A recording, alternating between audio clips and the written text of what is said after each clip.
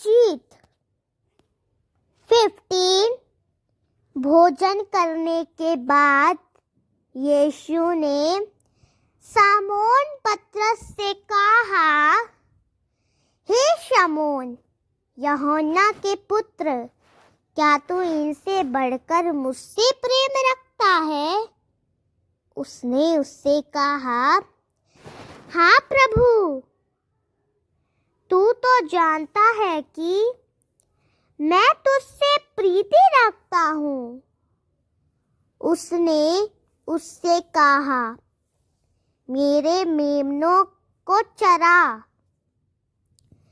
उसने फिर दूसरी बार उससे कहा, हे शमौन, यूहन्ना के पुत्र, क्या तू मुझसे प्रेम रखता है?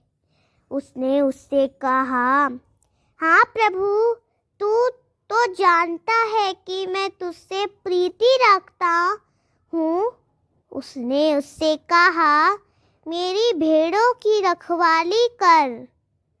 17 उसने तीसरी बार उससे कहा, हे शमौन, यूहन्ना के पुत्र, क्या तू मुझसे प्रीति रखता है?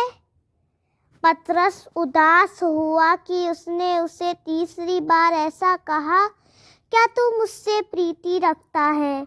और उससे कहा, हे प्रभु, तू तो सब कुछ जानता है। तू यह जानता है कि मैं तुझसे प्रीति रखता हूँ। यीशु ने उससे कहा, मेरी भेड़ों को चरा। मैं तुझसे सच सच कहता हूँ, जब तू जवान था तो अपनी कमर बांध कर जहाँ चाहता था वहाँ फिरता था, परंतु अब तू बूढ़ा होगा तो अपने हाथ लंबे करेगा और दूसरा तेरी कमर बांधकर जहाँ तू ना चाहेगा वहाँ तुझे ले जाएगा।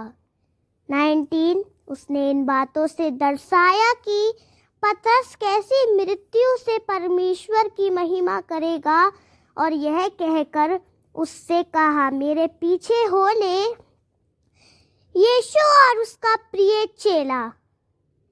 20 पतरस ने फिरकर उस चेलों के पीछे आते देखा जिससे यीशु प्रेम रखता था और जिसने भोजन के समय उसकी छाती की ओर झुककर पूछा, हे प्रभु, तेरा पकड़वाने वाला कौन है? उसे देखकर पतरस ने यीशु से कहा, हे प्रभु, इसका क्या हाल होगा?